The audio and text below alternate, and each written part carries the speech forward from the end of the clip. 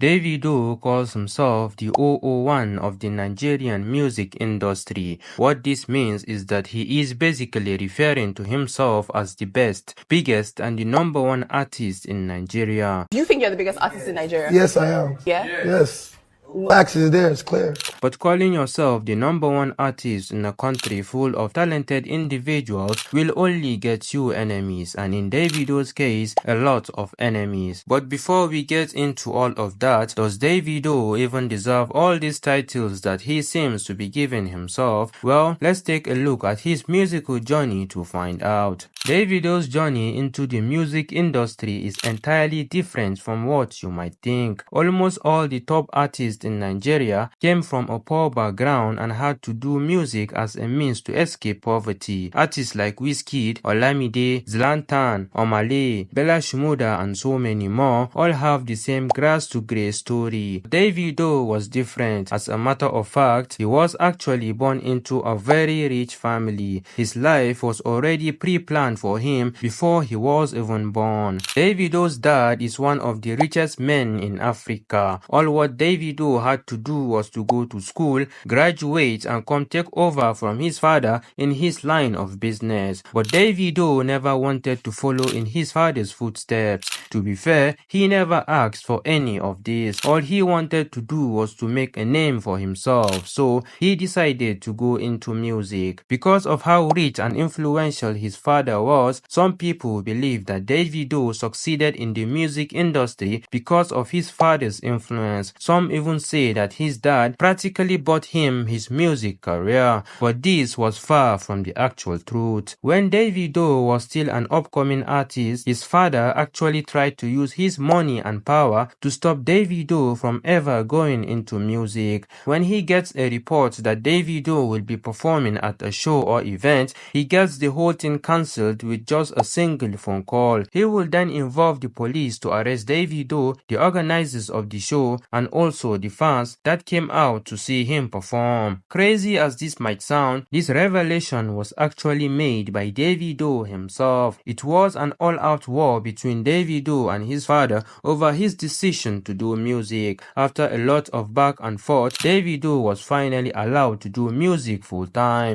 Davido broke into the Afrobeat scene in 2011 with the release of the song Dami Duro. The song was indeed a hit song, but what introduced a lot of people to Davido's music was his 2016 song Skelewu. The viral dance that was attached to the song made it a viral sensation across Africa. Davido was now one of the biggest artists in Africa. Little did he know that he was actually going to become much more bigger than that. In 2019, Davido released Fall. The song changed his status from being a local champion to becoming one of the most celebrated Afrobeat acts internationally. The song, which is now certified gold in the US and Canada, went on to have the biggest run of an Afrobeat single on the Billboard charts. With over 200 million views on YouTube, Fall remains one of the biggest songs that Davido ever made. Davido has so far collaborated with a lot of top international artists. He has recorded songs with Chris Brown, Lil Baby, Meek Mill, Young Thug, and even Nicki Minaj. Do you know how big you have to be as an artist to get Nicki Minaj on your song? Well, Davido did that. His award collection is also something that we have to talk about.